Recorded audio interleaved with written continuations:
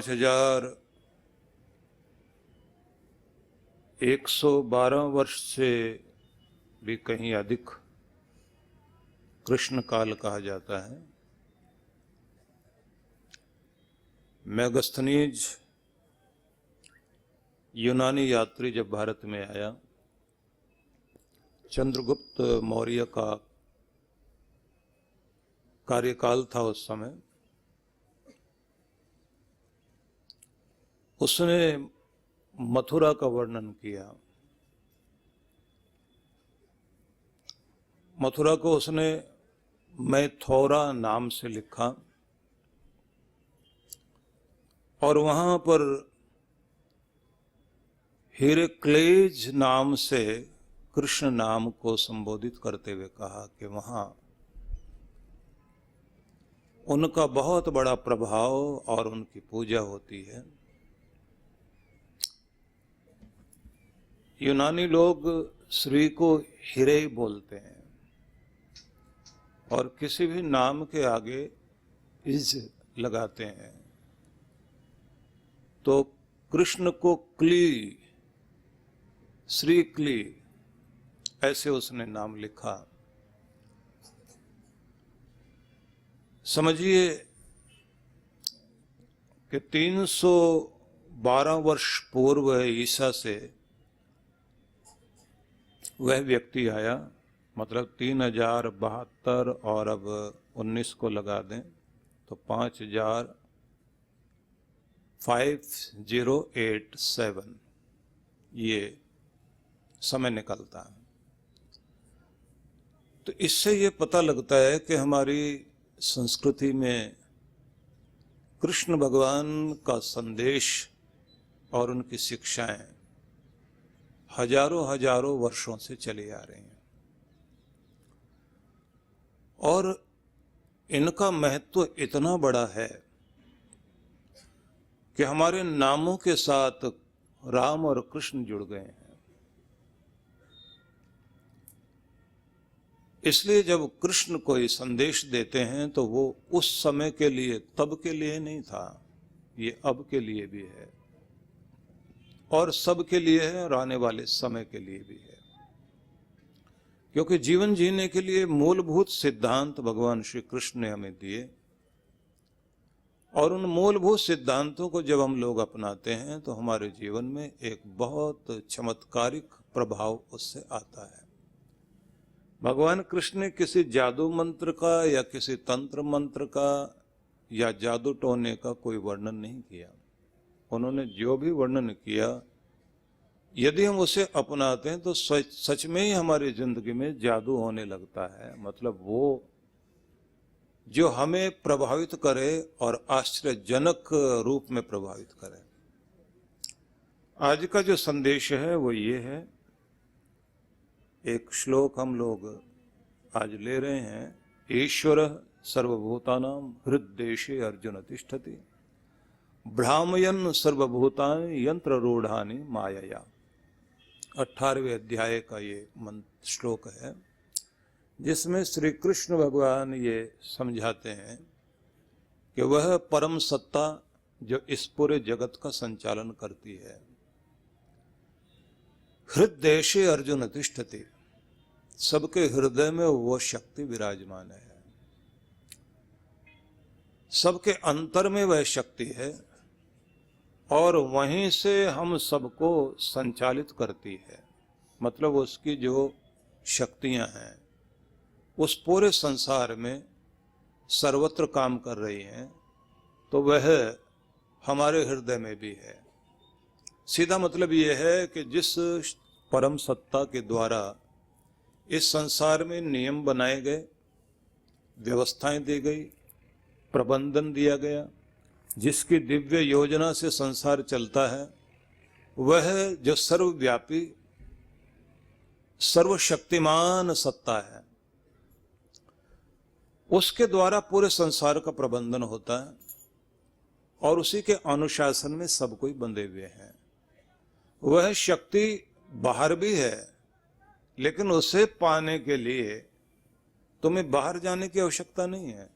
तुम्हें अपने अंतर में उतरने की आवश्यकता है, अपने भीतर झांकने की आवश्यकता है, अपने वहां जुड़ने की आवश्यकता है जहां तुम भी हो और वहां तुम्हारा परमात्मा भी है। तो तुम्हारा परमात्मा तुम्हारे अंदर ही है और तुम्हारा चैतन्य भी तुम्हारे अंदर है। तो परम चैतन्य से मिलने के लिए बाहर नहीं, अंदर जाने की आवश्यकता है। और फिर कहा कि ये वही है जो पूरे संसार को गतिवान करता है, जिसके कारण हवाएं चलती हैं, जिसके कारण आपका हृदय धड़क रहा है, जिसके कारण आपके श्वासों की सरगम चल रही है, जिसके कारण फूल खिलते हैं, जिसके कारण संसार में ऋतुएं परिवर्तित होती हैं, जिसके कारण नदियों का प्रवाह है, जिसके कारण हिमालय में बर्फ बिखरती है, वही जो बादलों के द्वारा वर्षा करता है, वही परम सत्ता, वो तुम्हारे अंदर बैठा हुआ है और वो अंदर भी है, सबके अंदर है और वो बाहर भी है। ये बिल्कुल उसी तरह है जैसे कोई नदी में या समुद्र में पानी का घड़ा भर दे तो पानी अंदर भी, पानी बाहर भी। लेकिन अगर घड़े को अंदर ही तोड़ दिया जाए तो पानी पानी में मिल जाता है। टुकड़ा जो टूटा हुआ है उसे आप खींच के घड़े के टुकड़े को बाहर ला सकते हैं, लेकिन पानी तो पानी में है। तो बिल्कुल हम आए या जाएं, टूटे या जन्मे, लेकिन हमारे अंदर वाला तत्व नहीं टूटता, भगवान नहीं टूटता, उसके टुकड़े नहीं होते। वो सब जगह अपनी शक्ति के द्वारा कार्य करता है और उसके नियमों में ही हम सब लोग बंधे हुए हैं। उन नियमों की खोज विज्ञान करता है, साइंस उसी को खोजता है। साइंस ने कोई नई चीज बना नहीं दी, जो था उसे प्रकट किया, उसी को डिस्कवर किया। वो जो उसकी डिस्कवरी है, उसकी जो वो खोज है, उससे हम लोग आश्चर्यचकित होते हैं कि अच्छा ये भी नियम है दुनिया में, ये भी चीजें काम करती है, ये चीजें इस तरह से काम करती हैं, लेकिन नियम पहले से ही है। अब जरा सोचकर देखिए कि इस दुनिया में कुछ चीजें ऐसी हैं जिन्हें हम अपने बहुत ज्यादा प्रबंधन के साथ व्यवस्थित करके चलाते हैं। मतलब जैसे आपके घर में पानी की टंकी ऊपर लगी हुई है और वहां आप पानी ऊपर भेजते हैं, तब वो पानी आपके टैप में, आपके नलों में आता है। लेकिन किसी नारियल के पेड़ पर जो नारियल लगा हुआ है, वहां जो पानी जा रहा है, नीचे कोई टुल्लू पंप नहीं लगा हुआ और कोई एक्वा गार्ड भी नहीं है। एक्वा मतलब जल, उसको कोई किसी तरह से फिल्टर करने के लिए भी यंत्र नहीं है, क्योंकि नीचे जो जहां पर नारियल होते हैं वहां तो आसपास आप देखते हैं कि खारा पानी होता है, समुद्र तल होता है या समुद्र का किनारा होता है। तो नमकीन पानी के अंदर से मिठास लेकर ऊपर ले जाना, और 50 नारियल लगे हुए हैं तो 1 बाल्टी पानी तो है ही है ऊपर। और हमारे यहाँ बिजली चली जाए तो फिर हमारा पंप रुक जाता है, लेकिन उसकी बिजली भी नहीं जाती। और फिर कितनी चीनी डालनी है ये भी हिसाब किताब पूरा है। और फिर उसे ऐसा व्यवस्थित कर दिया, वो एक लोटे की तरह है, जिसे आप लोग गड़वी बोलते हैं, गड़वी की तरह से नारियल को वहां लटकाया है। उसके चारों तरफ जटाएं भी जोड़ दी हैं कि ऊपर से नीचे टूटकर गिर भी जाए तो टूटे नहीं। और फिर वो ऐसा एनर्जी ड्रिंक है कि आप उसे पिए, क्योंकि समुद्र के पास तो पानी पीने के लिए नहीं है। वहां तो अगर आपने स्नान भी कर लिया तो उसके बाद भी आकर के शुद्ध पानी में नहाना पड़ेगा, नहीं तो शरीर में खुजली होने लग जाएगी। तो ऐसे में वहां रहने वाले मनुष्यों के लिए भगवान ने जो नारियल लगाया, तो उसकी कितनी बड़ी दिव्य योजना है। हम लोग अपने ढंग से कहने लग जाते हैं, छोटी छोटी बेलों पर भगवान आपने इतने बड़े बड़े तरबूज लगा दिए, और आम के पेड़ पर या फिर खजूर का इतना ऊंचा लंबा पेड़, उस पर छोटी छोटी खजूर लगाई तो बड़े को बड़ा देते, छोटे को छोटा देते। तो ऐसा सोचने वाला व्यक्ति जब किसी पेड़ के नीचे जाकर आराम करने लगा और उस पेड़ पर लगा हुआ कोई फल आकर उसके नाक पर गिरा, तब उसने हाथ जोड़कर भगवान को यही कहा कि बस आप ही ठीक हो, मैं गलत था, क्योंकि अगर यहाँ तरबूज होता तो मेरे वाला तरबूज जरूर टूट जाता, मतलब सिर। हम अपने ढंग से बहुत सारी राय भगवान को देने लग जाते हैं, लेकिन उसकी दिव्य योजनाएं पूरे संसार में इस तरह से काम करती हैं कि उसमें किसी चीज की कोई कमी नहीं निकाली जा सकती। हमारी किसी भी रचना में कोई न कोई कमी है, लेकिन उसकी रचना में कमी नहीं है। मनुष्य जब भी कोई चीज बनाता है तो मनुष्य के बनाने का अपना नियम है कि वो प्रकाश में चीजों को बनाता है। भगवान जो भी चीजें बनाता है अंधेरे में बनाता है। अंधेरे में मतलब ये है कि जमीन के अंदर अंधेरा, जहाँ से अंकुर बाहर आता है, माँ के गर्भ में जहाँ अंधेरा, वहीं से हम लोगों का जन्म होता है। सोच सकते हैं कि अंधेरे से प्रकाश में लाता है, वो अव्यक्त से व्यक्त करता है, अप्रकट से प्रकट करता है, अमूर्त से मूर्तिमान जगत को प्रकट करता है। ये उसका अपना नियम है। फिर हम कोई चीज बनाएं तो हम लोगों का एक अपना ढंग है कि हमारी किसी भी चीज में कमी रह जाएगी। इसलिए बढ़िया कंपनी वाले बढ़िया कार बनाने के बाद भी अगली बार वो नया मॉडल बनाते हैं और कहते हैं पिछली बार जो कमियां रह गई, इस बार इसमें वो कमियां नहीं है, बल्कि इसमें और खासियत जोड़ दी गई है। भगवान ने जो भी कुछ बनाया वो कमी वाला नहीं है, उसकी हर चीज अपने आपे में पूर्ण है। उसके सारे फूलों को आप देखिए तो ये नहीं कहा जाएगा भगवान इस बार थोड़ा बेटर बनाना, ये वाला कमल इतना ठीक नहीं है, कमल का रूप बदल देना। कितने तरह के हमारे गुलाब खिलते हैं, कितने तरह की चंपा चमेली है, कितने तरह के फूल हैं। हम कहेंगे कि कितने हो सकते हैं, आप कल्पना भी नहीं कर सकते। आप अगर जाएं तो हर देश के फूल भी अलग अलग हैं। थाईलैंड में हमने देखा कि एक फूल है ऐसा जो 1 मीटर का डाया, उसकी परिधि जो है 1 मीटर की। सब फूलों में खुशबू आती है, उसकी गंध ही अजीब। और अगर आप बद्रीनाथ में जाएं तो वहां चारों तरफ बर्फ है, लेकिन एक साइड में आपको इतने छोटे फूल दिखाई देंगे कि उनको, जिन्हें देखने में दिक्कत होती है, चश्मा लगाते हैं, तो अगर चश्मा उतार के देखें तो फूल नजर ही नहीं आएगा। बहुत छोटे छोटे फूल हैं। कितना बड़ा और कितना छोटा। और उससे भी कमाल की बात है कि जब उन रंगों को वो रंगता है भगवान, तो कौन सा ब्रश लेकर के रंगता होगा। उससे भी ज्यादा कमाल तो ये है, हमने तो गमले में बीज बोए थे, अंकुर आया, फूल लगे, डाली सड़ी भी दुर्गंध वाली खाद, पर उसके अंदर से खुशबू कहाँ से पैदा कर दी उसने। हमने तो एक जैसी खाद डाली थी, गन्ना, नीम, मिर्च और नींबू अलग अलग प्रकृति के इस जमीन से रस लेकर अलग अलग रूपों को प्रकट कर रहे हैं। तो कुल मिलाकर हम ये कह सकते हैं कि पूरे संसार को व्यवस्थित करना और एक बेहतरीन योजना के अनुसार चलाना, ये परमात्मा की विशेषता है। और इस विशेषता में महत्वपूर्ण बिंदु ये है कि उन नियमों को जानने को ही धर्म कहा गया है और उन नियमों को तोड़ने को ही अधर्म कहा गया। प्रकृति के नियमों का जितना जितना हम पालन करते हैं, उतना उतना हमारे जीवन जीने में आसानी होती है। और जैसे प्रकृति के नियमों का उल्लंघन करते हैं, वहीं पर हमारे शरीर में बीमारी आती है, और वहीं नियम का उल्लंघन करते ही मौसम बिगड़ेंगे या वातावरण बिगड़ेगा, मतलब हम लोग कष्ट की तरफ जाएंगे। इसलिए जो नियमों को मानता है उसी को आस्तिक कहते हैं। जो नियमों के विपरीत चलने लग जाए उसी को कहा जाता है ये नास्तिक है।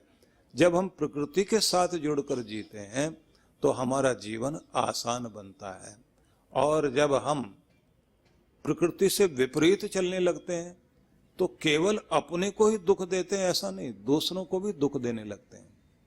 थोड़ा सा समझना, आपकी प्रकृति परमात्मा ने जो बनाई वो बिल्कुल अलग तरह की है। मतलब ये कि आप झूठ बोलें तो आपका पूरा रोमा रोमा शरीर का विद्रोह कर रहा होता है। लाई डिटेक्टर से जब आपको चेक किया जाता है कि जो आप बोल रहे हैं सही बोल रहे हैं या झूठ, तो मशीन क्या पकड़ती है, आपके शरीर में होने वाले परिवर्तन, उसके द्वारा जो ग्राफ बनता है उससे पता लगता है कि ये स्वाभाविक नहीं है, ये नेचुरल नहीं है, अननेचुरल है। झूठ नेचुरल नहीं है, वो अननेचुरल है, वो स्वाभाविक नहीं है। लेकिन उसे याद भी रखना पड़ेगा, झूठ को ढकना भी पड़ेगा। और कमाल ये है कि कितना भी ढक दें फिर भी वो ढका नहीं जाता, वो फिर कहीं ना कहीं से उघड़ जाता है, क्योंकि वो स्वाभाविक नहीं है। शांति आपकी जिंदगी में स्वाभाविक है, इसलिए उसको कहते हैं अपने निज रूप में आइए। जब आप निज रूप में आते हैं तो आपकी जिंदगी में खुशी आने लगती है। निज रूप से बाहर गए अशांति शुरू। आपका निज रूप क्या है? जिसमें आपको रखा जाए 24 घंटे और आप बोर ना हो, जिसमें आपको रखा जाए और आप कहें कि बस वक्त यहां रुक जाए। वो क्या? प्यार, शांति, आनंद, निर्भीकता, निश्चिंतता, आशान्वित रहना, ये सब वो चीजें हैं। आपको अगर घृणा में रखा जाए तो जीना मुश्किल हो जाएगा। नफरत वाले लोगों के बीच में आपको बैठने को मौका मिल जाए, आप कहेंगे उठ जाओ यहां से। भगवान बैरियों के बीच में ना बैठा है, घृणा वालों के बीच में ना बैठा है। उनके हाव भाव भी, उनकी चेष्टाएं, उनके इशारे, वो सब नफरत पैदा कर रहे होते हैं। उनकी वाणी में टोंट कसेंगे वो, उनका हंसना भी मजाक उड़ाना होगा, उनके द्वारा कुछ भी व्यवहार होगा वो आपको दर्द दे रहा होगा, क्योंकि वहां नफरत है।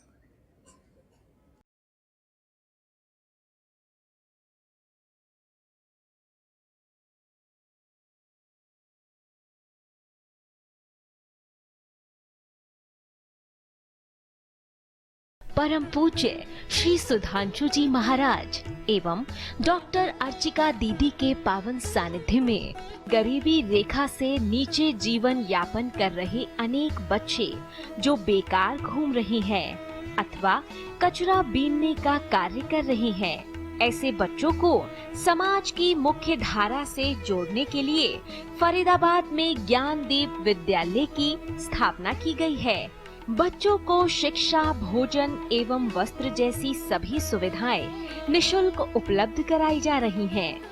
बेटियां किसी क्षेत्र में पीछे न रह जाएं, इस उद्देश्य से ज्ञानदीप में बालिकाओं की संख्या अधिक रखी गई है। बच्चे समाज और देश का भविष्य है।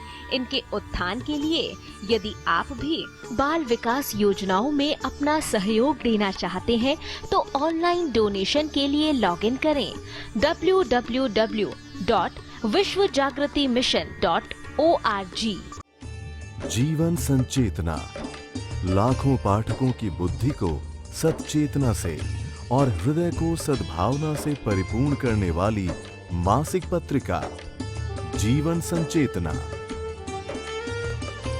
ये देववाणी है परम पूज्य श्री सुधांशु जी महाराज के उपदेशों को पढ़ने एकमात्र समान उपयोगी मासिक पत्रिका जीवन संचेतना। सदस्यता शुल्क भारत में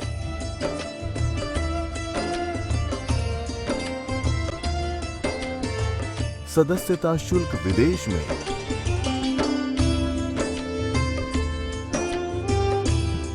यदि आप जीवन संचेतना की सदस्यता प्राप्त करना चाहते हैं तो इस पते पर संपर्क करें। विश्व जागृति मिशन, आनंद धाम आश्रम, नांगलोई नजफगढ़ रोड, बक्करवाला मार्ग, नई दिल्ली